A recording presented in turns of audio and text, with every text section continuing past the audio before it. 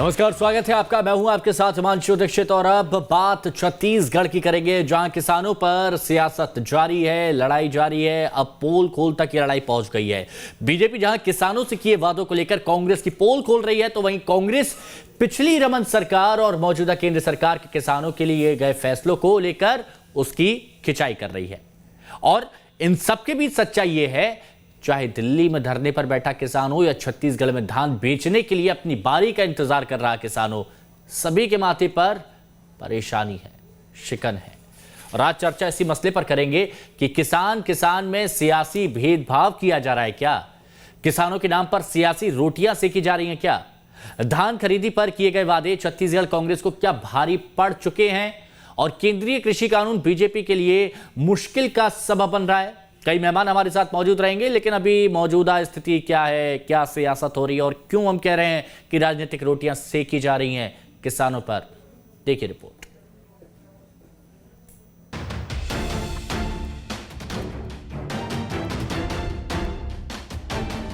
छत्तीसगढ़ में किसानों पर सियासी संग्राम जारी है। एक तरफ धान खरीदी को लेकर बीजेपी कांग्रेस आमने सामने है, तो दूसरी तरफ अब बीजेपी और कांग्रेस में खुद को किसानों का सबसे बड़ा हितैषी बताने की होड़ और तेज हो गई है। छत्तीसगढ़ बीजेपी जहां बढ़ चढ़कर धान का मुद्दा उठा रही है, तो छत्तीसगढ़ कांग्रेस केंद्रीय कृषि कानून को लेकर बीजेपी को घेर रही है। इस बीच कांग्रेस बीजेपी में जुबानी जंग तेज हो गई है। दोनों ही पार्टियां एक दूसरे पर जमकर आरोप लगा रही है।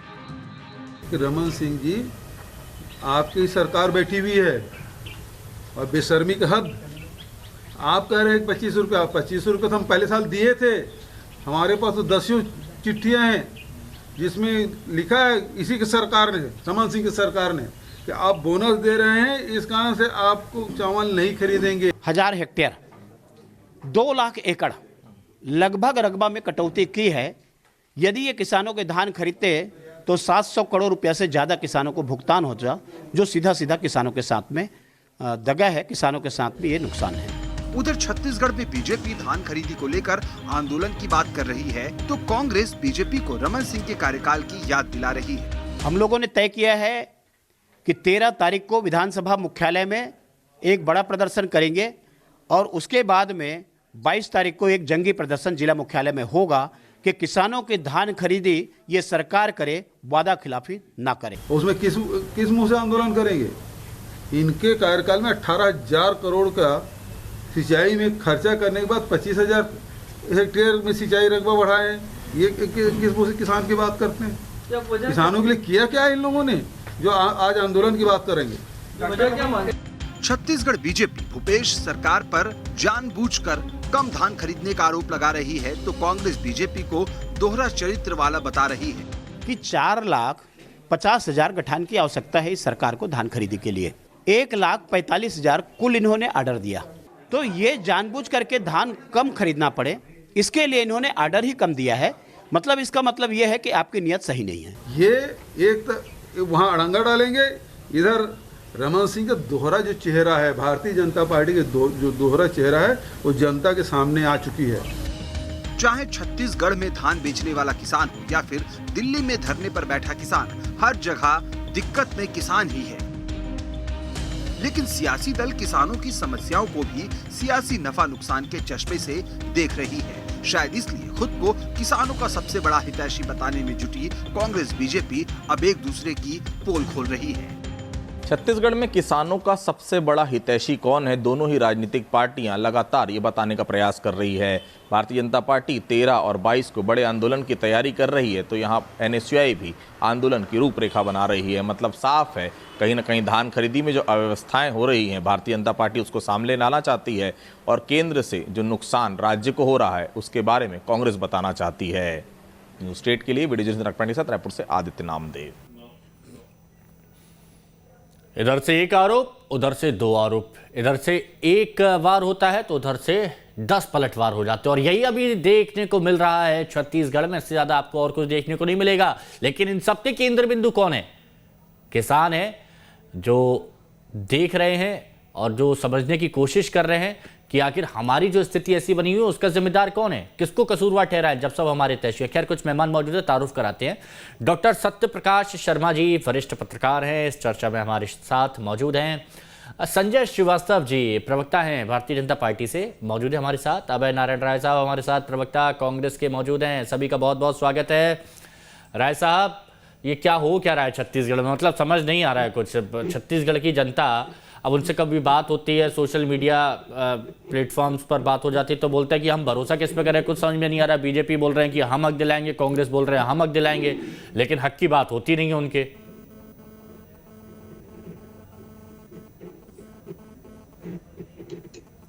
छत्तीसगढ़ में किसानों के साथ पूरा न्याय हो रहा है।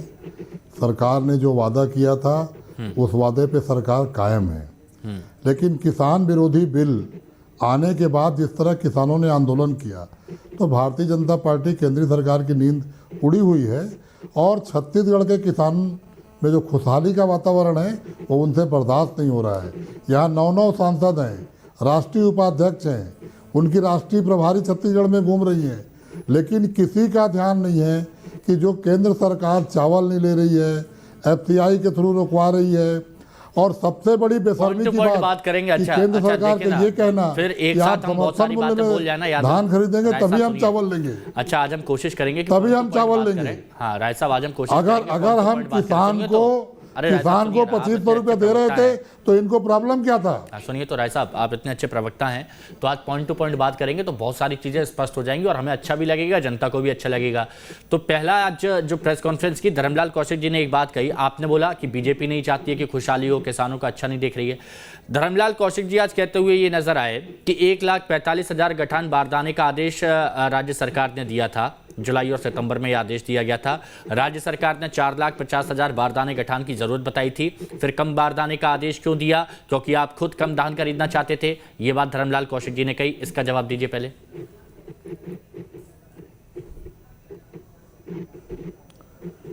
धर्मलाल कौशिक जी पूरी बातों को पढ़ लें, नेता प्रतिपक्ष हैं, विधानसभा अध्यक्ष रहे हैं और मैं बिलासपुर के होने के नाते बहुत सम्मान करता हूं, लेकिन जनता से झूठ बोलने का ठेका भारतीय जनता पार्टी के नेताओं के पास है। ये फैक्ट सही नहीं है क्या? 1,45,000 गठान का जो आदेश दिया गया तो उसमें 72% मिला है, उसमें 72% मिला है हमको। उसके बाद हमने PDS के ऑर्डर दिए थे, उसके बाद हमने राशन आपके, मुझे तो ये बता दीजिए ना कि जब आपको 4,50,000 बारदाने गठान की जरूरत थी तो 1,45,000 गठान का प्लास्टिक के हमने लिए, क्यों फिर 1,45,000 गठान का मांग यहाँ पर रखी गई?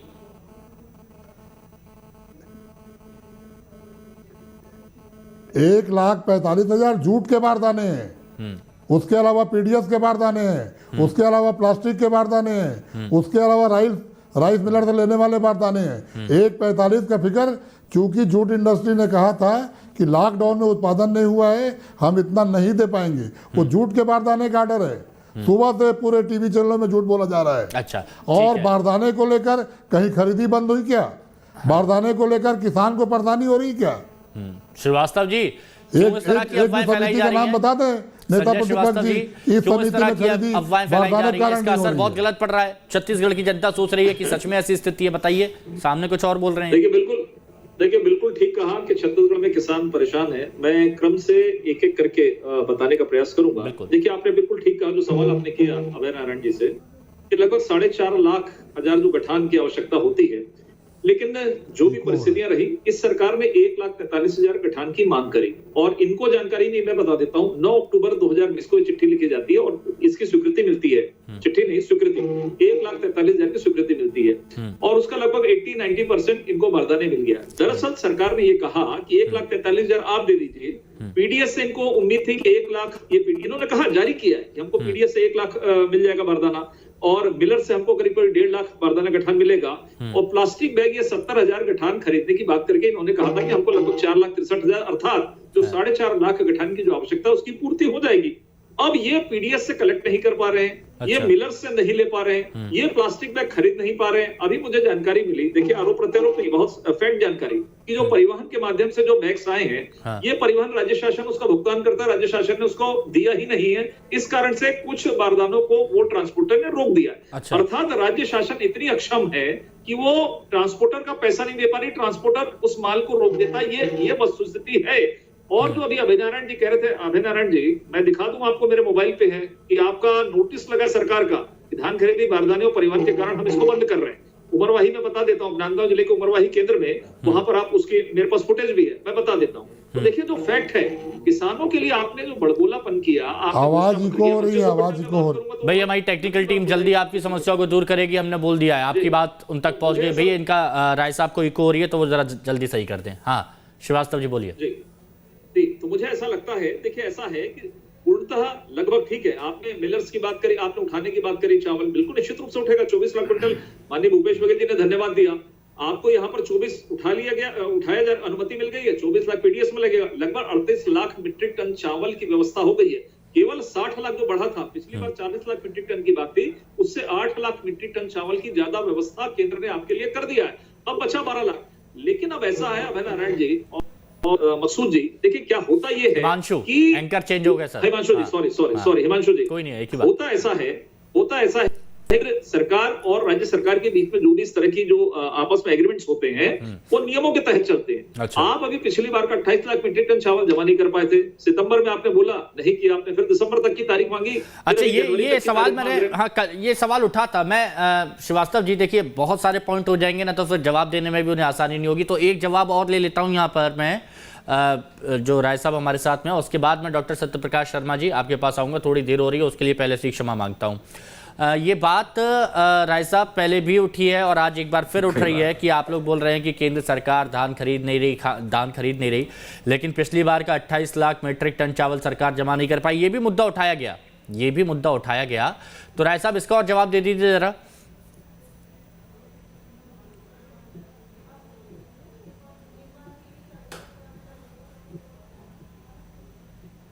चलिए जाऊंगा मैं राय साहब के पास।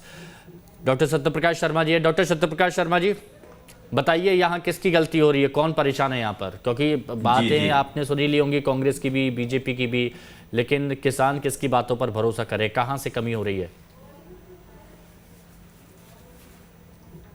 हिमांशु जी, चाहे हम आज़ादी के बाद से बात करें, जब से देश आज़ाद हुआ है, देश की बात करें या छत्तीसगढ़ राज्य 2000 के बाद की बात करें, आप यहाँ छत्तीसगढ़ में जो धान खरीदी का मामला है, वो कहीं ना कहीं 21.5 लाख किसानों के जीवन यापन से जुड़ा हुआ मामला है। जब केंद्र में कांग्रेस और उसके अन्य सहयोगी अन्य दल जो अपोजिशन में है, बीजेपी के अगेंस्ट जबरदस्त रिफॉर्म्स बीजेपी कहती है या जो लॉज हैं उनके खिलाफ एक बड़ा आंदोलन कर रहे हैं काफी लंबे समय से, तो क्यों ना छत्तीसगढ़ में इनके खिलाफ, यानी कि मध्य प्रदेश के छत्तीसगढ़ की जो गवर्नमेंट है उसके खिलाफ बीजेपी क्यों ना कुछ स्टेप ले। ये बीजेपी का एक राजनीतिक स्टंट है, क्योंकि लेना ही पड़ेगा कि किसान वहां की मांग है और किसान राजनीति के केंद्र में है। आपको मैं बताना चाहूंगा कि लगभग 2018 से देन कांग्रेस प्रेसिडेंट राहुल गांधी ने अनाउंस किया था 3 राज्यों के चुनाव में, अच्छा, कि किसानों के मुद्दे पे हम कर्ज माफी करेंगे। कर्ज माफी पे देखा आपने 3 राज्यों में धड़ाक से उनकी सरकार आ गई। तो किसानों के पर राजनीति करने से आपने देखा है, उनके भले का कहने से जो कांग्रेस 15-15 साल से मध्य प्रदेश छत्तीसगढ़ में नहीं आ पाई थी, उसकी वापसी हो गई। तो इसका मतलब किसान एक ऐसा सॉफ्ट कॉर्नर है जो किसी भी पॉलिटिकल पार्टी के लिए राजनीति करने की बहुत अच्छा साधन है। लेकिन इस साधन में राजनीतिक पार्टियों को यह भी ध्यान देना है कि हमें उनका भला भी करना है, क्योंकि चाहे वही किसान दिल्ली में आंदोलन करे, वही किसान छत्तीसगढ़ में परेशान हो, लेकिन धान की खरीदी में अगर किसान परेशान हो तो सरकार को उसमें सीरियस लेकर उनकी जो समस्या उनको सॉल्व करने की आवश्यकता है। रही सही बात केंद्र की, आपने जैसा कहा कि केंद्र में अपने जो भूपेश जी हैं वो कहते हैं कि सरकार ने अपने कोटे का, सेंट्रल गवर्नमेंट ने अपने कोटे का जो राइस है वो लिफ्ट नहीं कराया, जिसके कारण कई जगह खरीदी रोकना पड़ी। गनीवैक्स की प्रॉब्लम हमेशा रही है। छत्तीसगढ़ में धान खरीदी में हमेशा गनीवैक्स की प्रॉब्लम मैंने सुना है, पढ़ा है, रहती है, लेकिन एन केन प्रकार खरीदी हो जाती है। इस साल सरकार ने जो लक्ष्य रखा है वो 90 लाख मीट्रिक टन धान खरीदने का लक्ष्य है। चैलेंज बड़ा है, परेशानियां आती हैं, लेकिन किसान को राजनीति का केंद्र नहीं बना है। यही मैं सवाल पूछ रहा था। और आप भी शर्मा जी थोड़ा सा अगर बताइएगा, गलत हूं तो ये सवाल वैसे मेरा राय साहब से है कि आपने लक्ष्य इतना अच्छा रखा है। पिछली बार 83 या 84 करीब लाख मीट्रिक टन हुआ था, उसमें आपने कहा था कि 28 लाख मीट्रिक टन चावल वो वहाँ पर केंद्र सरकार को होगा, लेकिन वो आप अभी कर नहीं पाए। इस बार आपने 90 लाख मीट्रिक टन का लक्ष्य रखा है, 60 लाख आप कह रहे हैं कि वो केंद्र सरकार करे। तो पिछला आप 28 लाख वाला कर नहीं पाए, तो अभी ये 60 लाख कैसे? तो ये पॉइंट यहाँ पर संजय जी उठा रहे थे, तो राय साहब इसका थोड़ा सा जवाब दे देते तो अच्छा होता।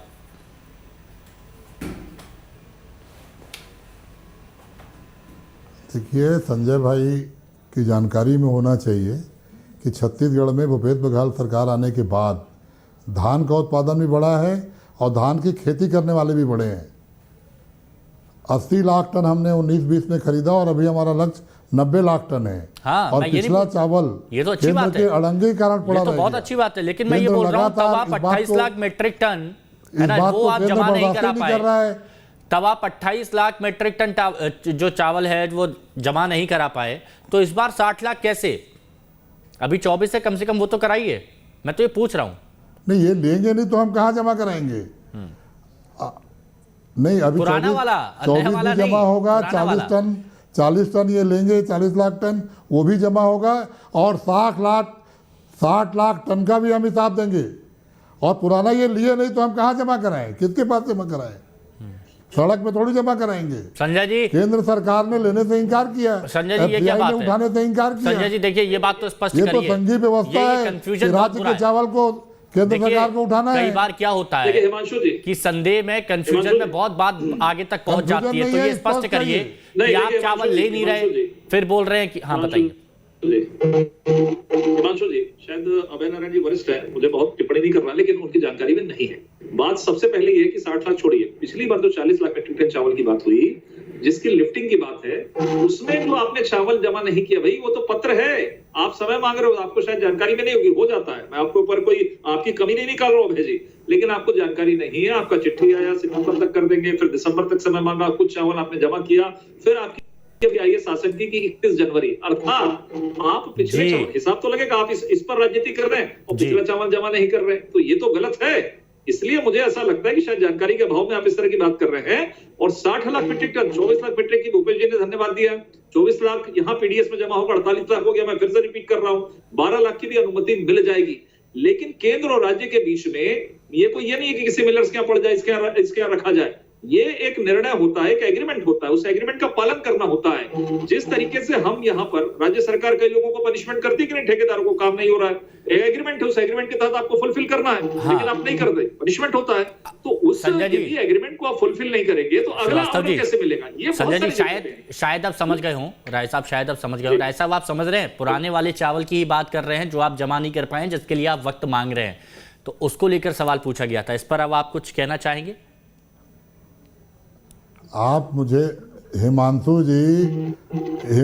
जी, जनता सुन रही है इन बातों को। जब नए धान और नए चावल की बात हो रही है, पुराने की बात कहाँ से गई? अरे और पिछली बार अड़ंगा किसने पैदा किया कि हम इससे अधिक चावल नहीं लेंगे? बड़ी मुश्किल से इन लोगों ने 24 लाख टन चावल लिया था, बाकी चावल बचा हुआ था। उस चावल को तो इनको लेना चाहिए था ना।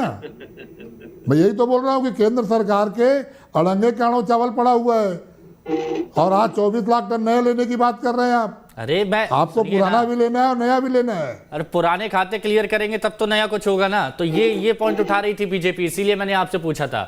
अच्छा, लेकिन एक चीज मैं देख रहा हूं डॉक्टर सत्यप्रकाश केंद्र शर्मा सरकार जी, क्लियर करे, मैं इस वक्त वर्तमान में केंद्र छत्तीसगढ़ सरकार की स्थिति क्लियर को करे, देखते केंद्र हुए सरकार जी, ने शर्मा जी मैं सच बता रहा हूं, हम कसम तो से 60 मुझे लाख अपना टन लेने की बचपन बात याद कर आ रहे गया। हैं, मुझे अपना 24 में बचपन कहा याद आ आपने। गया जी। कि घर में जब मम्मी पापा की कभी जी, हिमांशु डांट जी, पड़ती दोबारा थी, बोले। हाँ, कभी दोबारा मम्मी बोले। पापा की डांट पड़ती थी, मैं और मेरे भाई की किसी लड़ाई की वजह से, तो हम जी। एक दूसरे की पोल खोलते थे कि इन्होंने ये किया, वो ये बोलते थे कि इसने ये किया, तो हम दोनों एक दूसरे पर करते। वही मेरे को आज बीजेपी कांग्रेस का लग रहा है कि रमन सरकार में ये देखिए, वर्तमान में ये देखिए, ये सारी चीजें देखिए, किसान सोच रहे हैं कि हमारी बात कहाँ हो रही है। तो फाइनली निष्कर्ष क्या निकलेगा, आप ये बताइए, आपका विश्लेषण।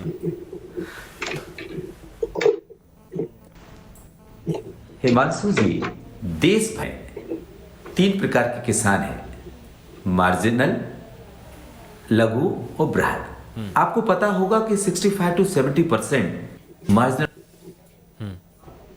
अगर हम छत्तीसगढ़ के इस चीज पर रख के देखते हैं, धान में देखते हैं, तो जो 65% जो मार्जिनल फार्मर है वो कहीं ना कहीं एपीएमसी या एमएसपी पर डिपेंडेंट है। कोशिश करिएगा ऐसी डिपेंडेंसी में उसके साथ उसकी खरीदी अगर प्रॉपर नहीं हो पाती है तो कहीं ना कहीं उस पर आघात होगा। अब रही सही बात छत्तीसगढ़ में कि दोनों पॉलिटिकल पार्टी एक दूसरे की बात उखाड़ रही है, इसलिए सामने आ रहा है, लेकिन कुल मिला के इन दोनों बातों में किसान को अगर फायदा हो तो अच्छी बात है। अगर किसान का फायदा नहीं होता, किसान का नुकसान नहीं होता है, तो ऐसी बातें उखाड़ने से केवल राजनीति किसानों की भलाई में नजर नहीं आता है। संजय श्रीवास्तव जी, आप बताइए, आपकी नजर में समाधान क्या है? क्योंकि दिल्ली में जो प्रदर्शन हो रहा है, यहाँ पर आप एक रैली निकालने जा रहे हैं, प्रदर्शन करने जा रहे हैं। नहीं, देखिए ऐसा है, सबके अपने अपने जो व्यवस्थाएं हैं उसके तहत यहाँ कर रहे हैं। यहाँ मुद्दा क्या है, किस मुद्दे पे निकाल रहे हैं? एक मिनट, मैं बता रहा हूँ ना आपको, धान खरीदी केंद्र में बंद हो गए, रखने की जगह नहीं है हमें जी। सुनिए, तो मुझे लगता है जो आपने कहा, एक आज अच्छी चर्चा हुई है कि 1 by 1, और आपने बहुत बेहतर तरीके से चर्चा कराई है। देखिए, लड़ाई होगी, हम एक दूसरे की कमी को नहीं निकालेंगे तो व्यवस्था कैसे सुधरेगी। लेकिन जो हमने किया है या कांग्रेस करी है उसको सामने रखना पड़ेगा ना। जो चीजें दिख रही है, ऑन रिकॉर्डेड है, वो तो बताना पड़ेगा। जैसे मैं कहूं कि धान खरीदी की बात ये करते हैं, हम 90 खरीद रहे हैं, लेकिन 2000 जब कांग्रेस सरकार गई यहाँ से जोगी जी की, मैं आपको बता रहा हूँ, ऑन रिकॉर्ड देख लीजिएगा कि उस समय केवल 5 लाख मीट्रिक टन धान लिया जाता था, जो हमने 70 लाख मीट्रिक टन तक लाया। अभी 70 से 80, 85, 90 करें, कोई दिक्कत नहीं, समय के साथ बढ़ना चाहिए, लेकिन हमने 15 साल में 5 से 70 तक लाया। तो ये जो हमने किया है उसको तो हम बताएंगे। और मुझे लगता है कि जो देखिए, मुख्यतः जो धान लेना है, रखना है, ये राज्य की व्यवस्था है। अच्छा, वक्त बहुत कम है, बहुत शॉर्ट में 10 सेकंड में मेरे को बता दीजिएगा राय साहब, समाधान हो जाएगा? कोई प्लान भी है आपका या फिर किस तरह का मामला? बहुत शॉर्ट में बताइए प्लीज।